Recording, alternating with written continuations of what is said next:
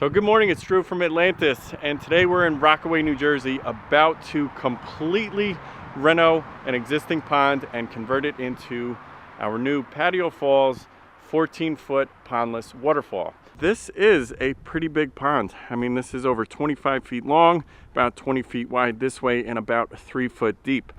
So this whole area, we basically have to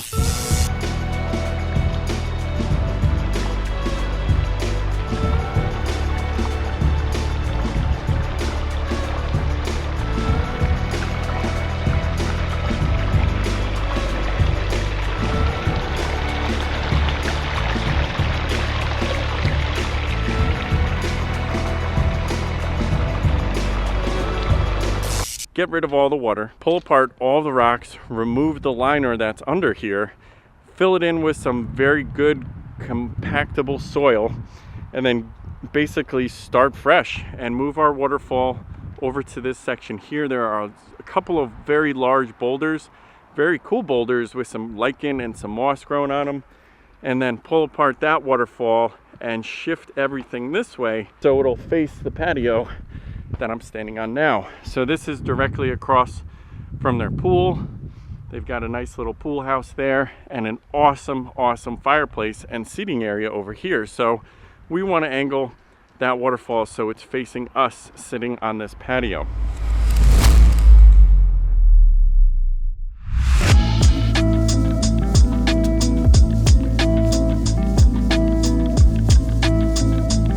Isn't there a famous person who said, drain the swamp? Yeah, you guys, you probably can't say that, but it almost looks like a grassy field, but that's just all a type of pond weed that's growing over the surface there of the floor.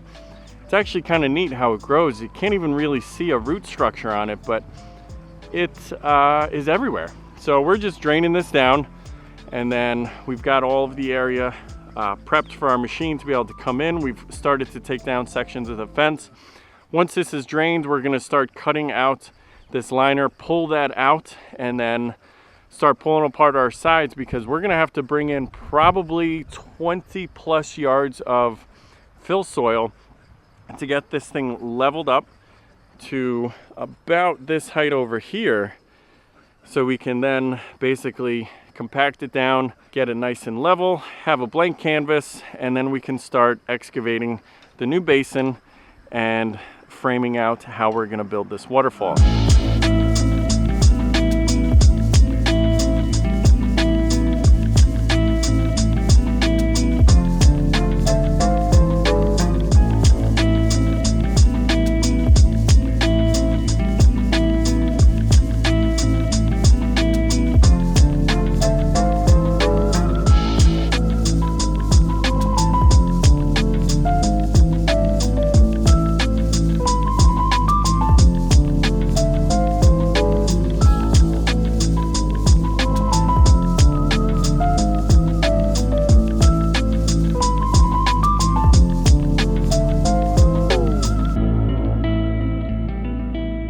All right, I'm back.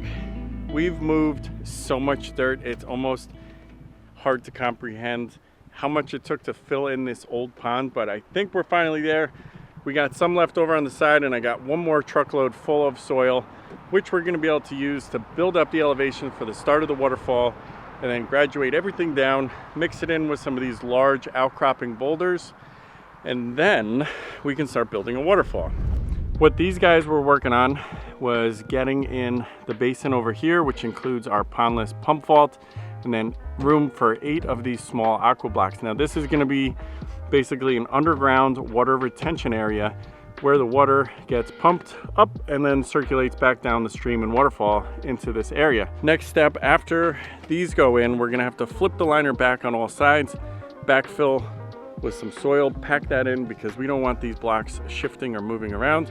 Once that's done, we can start strapping some rocks and forming the bottom of our waterfall.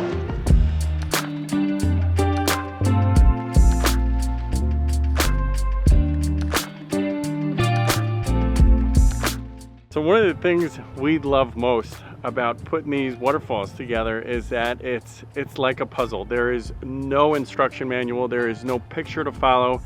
So there is sometimes a lot of kind of setting the rock in place, lifting it, twisting it, sometimes flipping it. So this rock here, actually Boley and Kobe used our chisels and mallets and actually split this one into two pieces. The other one is off on the side still, but it has a nice cool flat top here, and the angle on the side of it matched this one really, really well.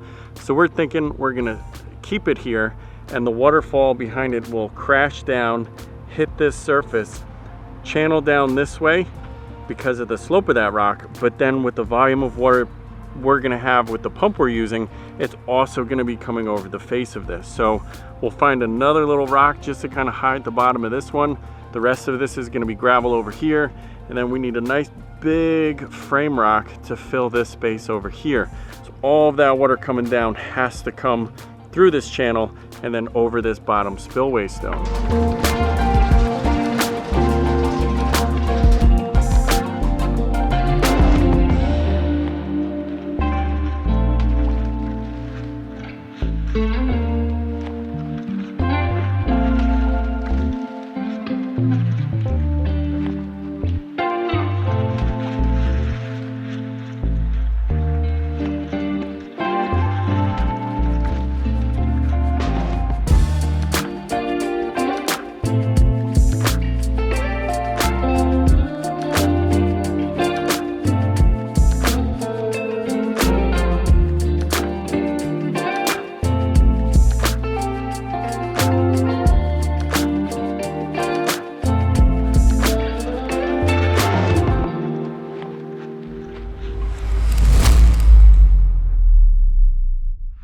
Good morning, and we are here day 3 on this pond to pondless conversion. We're still gonna have to reach in and drop a couple of boulders just around the perimeter of our basin, then that can all be gravelled.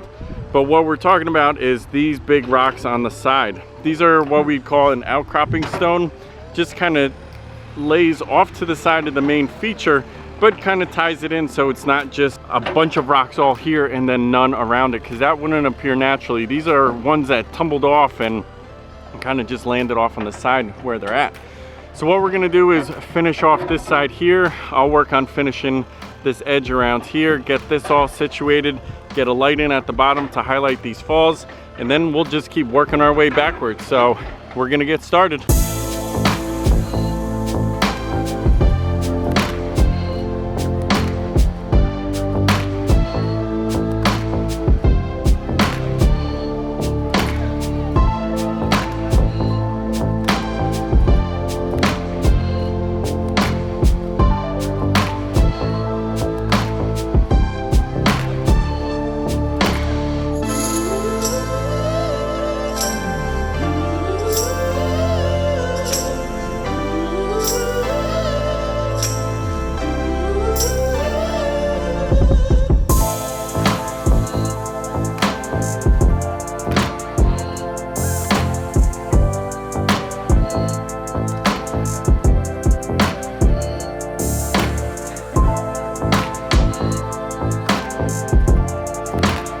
So we are at the point at the top of the waterfall here where we have to connect our spillway. So what we do, since we have to cut a hole in the liner, we use a piece of cover tape. Boley's got this prepped.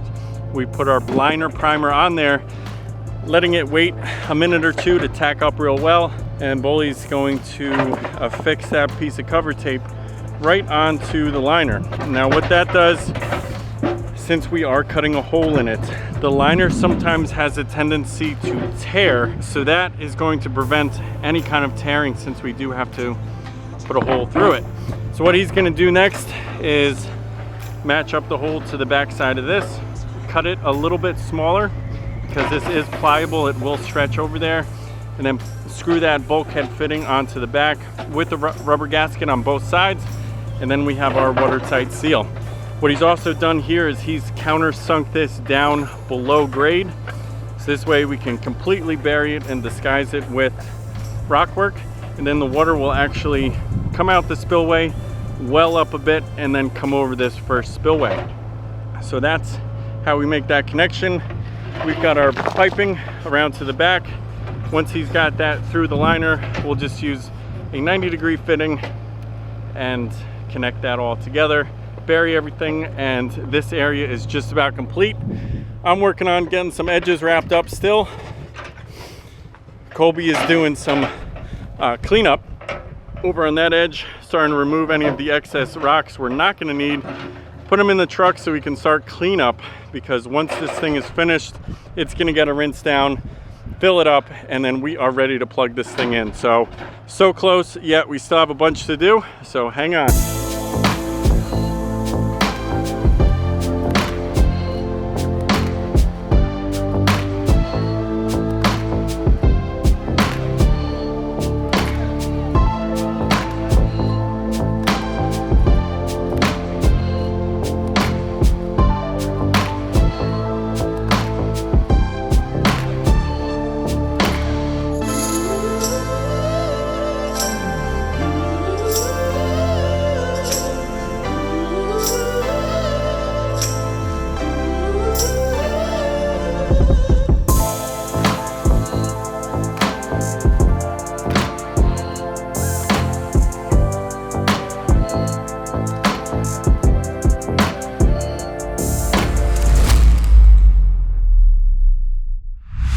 I'm about to show you guys this brand new Pondless waterfall that we just spent the last 3 days, myself, Boley, and Colby, converting an old 20-year-old pond into a new, beautiful, naturally inspired Pondless waterfall that these guys are going to get to enjoy for a very long time. And honestly, this totally transformed the space from that old, neglected looking pond. It was more of just like it was a frog pond. We found tons and tons of frogs in there and tons of goop. It was not running, it was a cesspool. I'm sure over the summertime, nobody liked being out here because of mosquitoes and stuff like that. So let me show you what they have to look at and enjoy now.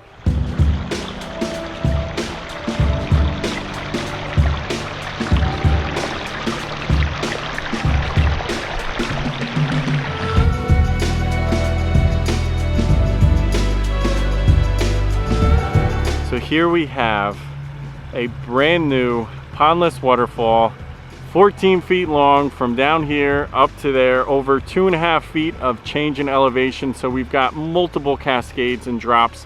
We've got 5 different sets of spillways, all highlighted with our LED nighttime illumination. But you can see the water is just ripping around, cascading over every single one of these different spillways. This one in particular might be my favorite because the water just kind of hits off this real flat one, pulls up where that light is, and then the water just kind of slides all the way over here before it hits this little nub on that rock, and then it all shoots forward over another spillway down into the basin. There's also a little bit of trickle coming right over the surface of this one, and then the same small little trickle that's just coming down the face of that. All that water is just rushing around. This one here was an amazing transformation just because of the magnitude and the volume of soil we needed to bring in to fill that old pond. We took about 60 yards of soil, that's cubic yards of soil, into and just kept filling and compacting, and then raising this up to get that elevation so we could get those cascades from the top coming all the way down.